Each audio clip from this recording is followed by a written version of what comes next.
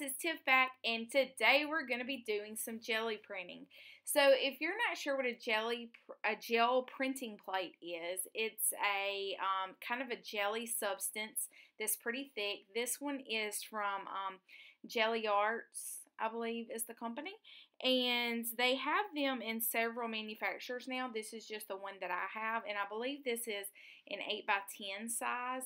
And so I'm just showing you that I'm going to take a variety of different papers. So some of those being like under paper, newsprints, different stencils, all kinds of things, and we're going to use a brayer too and create some luscious, interesting backgrounds.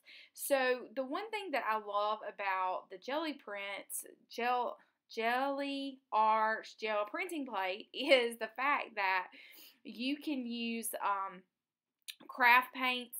It's a super quick way to get a variety of backgrounds done very, very quickly, which is always a bonus. So when I do them, I just do a whole stack of backgrounds and then have them to flip through to create your journals out of, just to have on hand to use. Now these stencils that I'm using is by Housewares on Etsy, and I will link her below.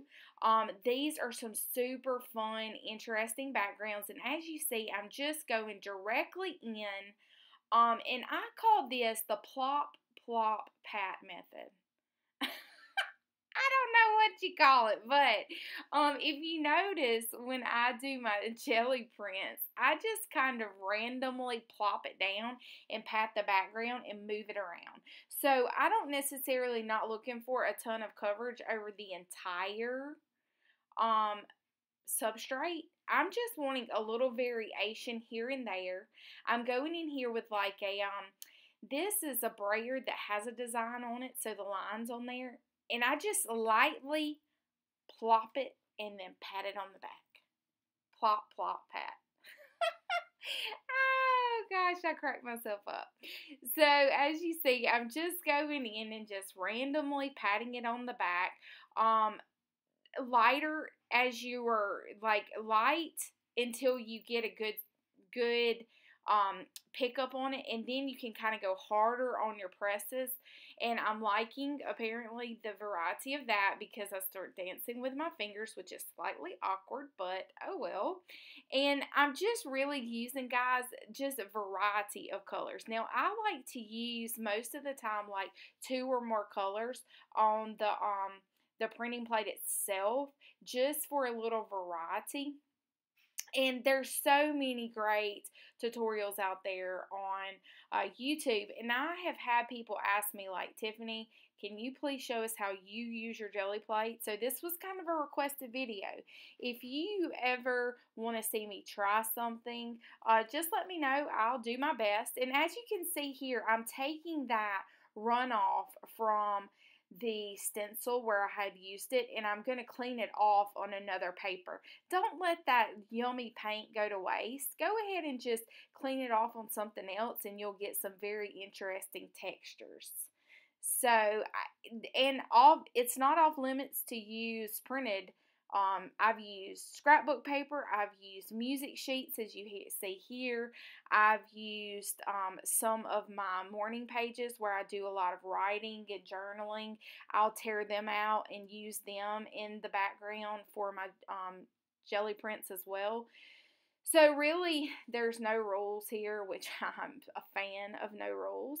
And so I'm going to go in here with the skewer, and I'm just going to scribble and make some like graffiti, messy handwriting there to create some interesting texture. So if you're kind of new and maybe you don't have a lot of stencils on hand, it's totally okay. You can use really anything. I will, in this video, I believe, show you some of my handmade stencils that I've used. I have videos out there. So click up in the link or click in the description box below and look at how you can make stencils out of hot glue. So there are ways around having to go and buy things. You can cut them out of cardboard. You can, like I say, use skewers to kind of write into the wet paint. So there's so many options out there for you to use without having to have a ton of stencils. So there are also ways, you can see as I'm moving this around, I'm just looking to see where do I want a little bit more color, and then I'm plop patting it. Every time I say that, it just cracks me up, but I don't know what else to call it. So, but there's also videos out there that show you how to make a handmade jelly, a gel printing plate, with like Jello, I believe, or like, gelatin, not Jello, but gelatin. So you may want to check out videos like that if you're wanting to try it. I've also used just pieces of plastic, like plastic wrap or a plastic bag, because the goal here is to keep your actual paint wet enough for you to lift it up and to be able to create like textures in it. And so here I'm going in again with the stencil that I used, and I'm cleaning it off because the paint's going to stay wet a little while on the jelly plate, so you don't have to like freak out and think it's going to dry. And I live in a super humid place, and it stays a little wet long. So if you need, the cheaper the paint, like the craft paints work really good because I think that has more water in it, and so it makes it stay wet longer. So, and if you see here, all I'm doing, guys, is just layers on top of layers on top of layers on top of layers. Now I'm bringing in my cardboard stencils that I cut out by hand, and I'm just going to take a paintbrush and that white craft paint, and I'm going to go right into the stencil. So you don't necessarily have to use the entire gel printing plate to make cool, interesting prints. You can do the stencil and then come back and pick up what you have. So that's another way that you can use it, is just by using your paintbrush and going in and creating some cool texture on that paper. So I hope this has given you a few ideas. I'm going in here with a little bit of white on that craft paper. And for the most part, guys, I don't necessarily use this as a whole unless it's in like a journal that I make.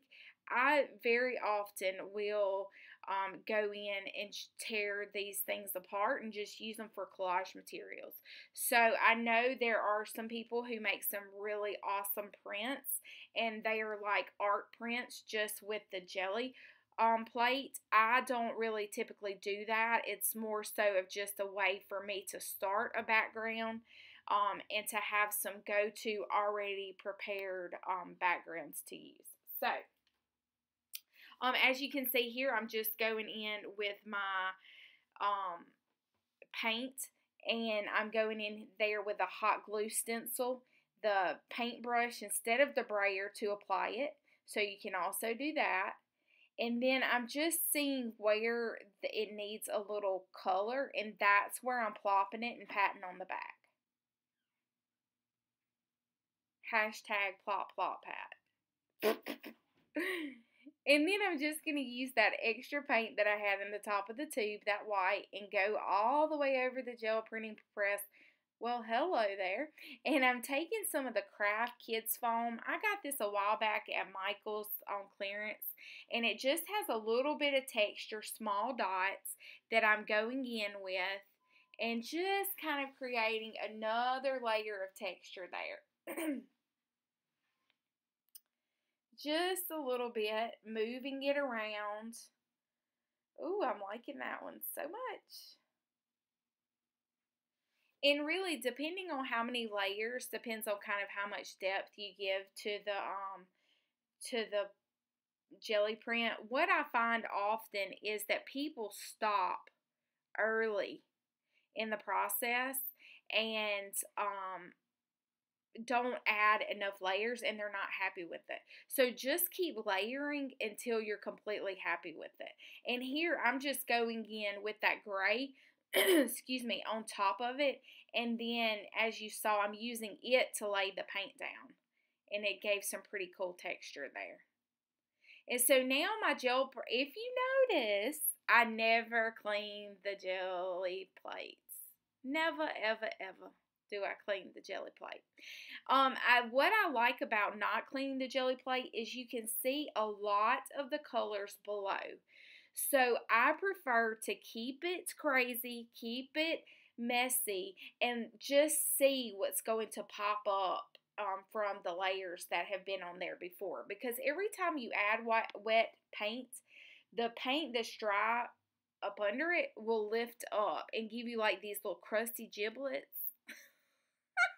My technical terms crack me up. The little giblets, the little crusty parts, I love those. I love the little crusty parts.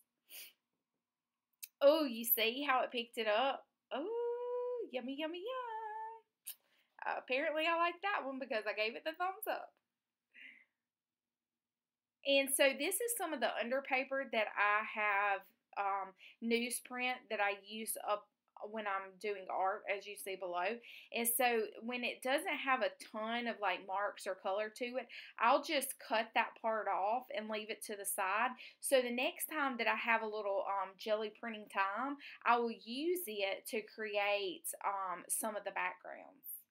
And so as you see, I'm using all of the paint. So I'm taking some of the paint from the brush. And you don't have to have a ton of paint down on the jelly print to get some very interesting, cool prints. And I'm using I don't have it right in front of me, but it's just one of the little catalyst tools. I believe this is maybe Faber-Castell. I'm not sure. I'm not sure where that one came from, but it's just got a little design. I've even cut these out of like old pieces of credit card or key cards and used that to make some interesting designs with scissors, and then kind of use that on the jelly plate as well. So now I decided, how about let's use some scribble sticks. These are the Dina Wakley scribble sticks. I let that one dry a little before I picked it up, and that's the only way that I kind of quote unquote clean my jelly plate. And I have a thing of water here, and I have taken that little plastic thing that was in there because it was kind of hard to get the markers out. I'm wetting it, and then I'm going to scribble all around with the wet scribble stick and make some marks. And we're going to see, this is the first time I've tried it, we're going to see what happens, how much we can get up. Then I'm going to spray it a little bit with the water and give it a good spritz. And then I'm just kind of filling in with one of the other colors just to see what we could possibly have. Experimenting is so fun to me. I love to try my products in different ways. Ooh, it's kind of watercolory, isn't it? That's cool. I like that a lot. I don't know that I could have gotten that if I had not spritzed the water on there. So it's given us some pretty cool marks, which I like a lot. And I'm going to keep like playing with this for a little bit just to try some new stuff and see what we can come up with.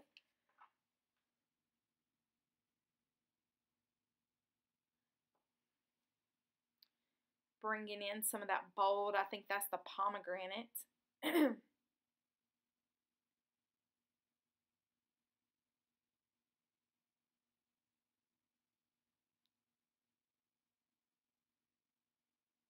Oh, look at that dreamy color that it just created.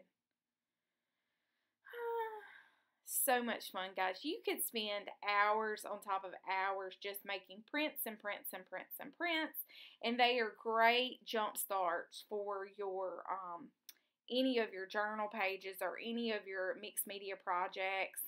I love that ghost print where it's not a ton of color. So much fun here.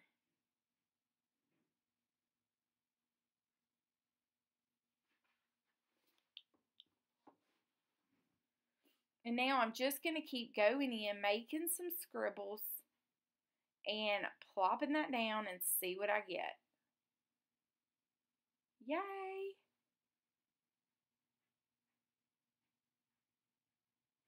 It's so much fun. It's very addictive. If you've never tried it, I suggest you give it a swirl. You don't have to go broke buying all the supplies that I have, but I do recommend that you check out some of the other videos or maybe some of the handmade ones. You can find these.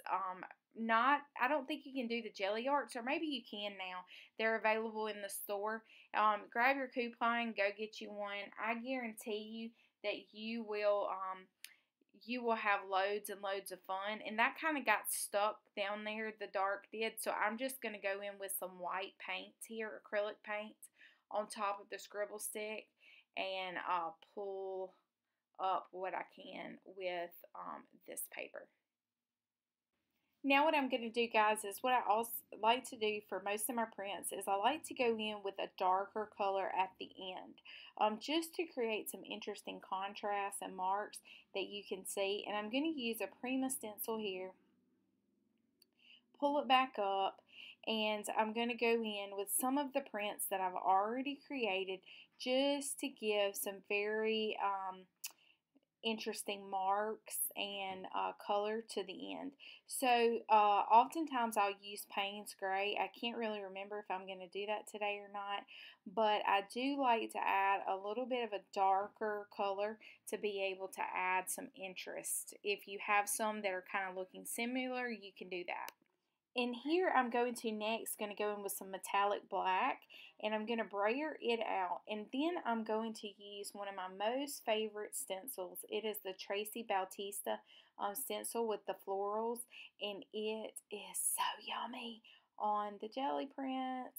And so I'm going to go in here, and this is a good example of giving some very nice contrast and line work to some of your jelly prints. Just it makes it pop if you need some areas where, oh man, look how yummy that is. And then we're going to have the ghost print where we pulled off the stencil. Going to go in here, and this is deli paper. It's really fun to use deli paper because it's such a good collage base on that too. And I'm just getting little strips of yummy goodness, and I'm going to go in here. Even though I didn't wipe the brayer off, you see, it just gives it like a nice little ghostly print. And I'm rubbing a little bit harder because I'm dealing with just a lot less paint than normal. So really, guys, the gist of this video is just that there is no right or wrong way. Experiment with what you like. Determine the colors that you use a lot in your work. Try different things out. Cut stencils. Just explore and have fun. That's what it's all about. Mixed media is so many layers and fun and trying things. Don't overthink it. I'm going to show you here some of the prints that I come up with. And I really enjoyed spending time with you today. I hope that you'll click the subscribe button. Make sure you go find me on Instagram. You'll see I'm just kind of playing with some of the prints that I've already made and adding to those. So there is no right or wrong way. Enjoy yourself. I hope you tag me on social media if you try some of these plop, plop, pat techniques on your next jelly printing session. Until next time, guys, toodaloo.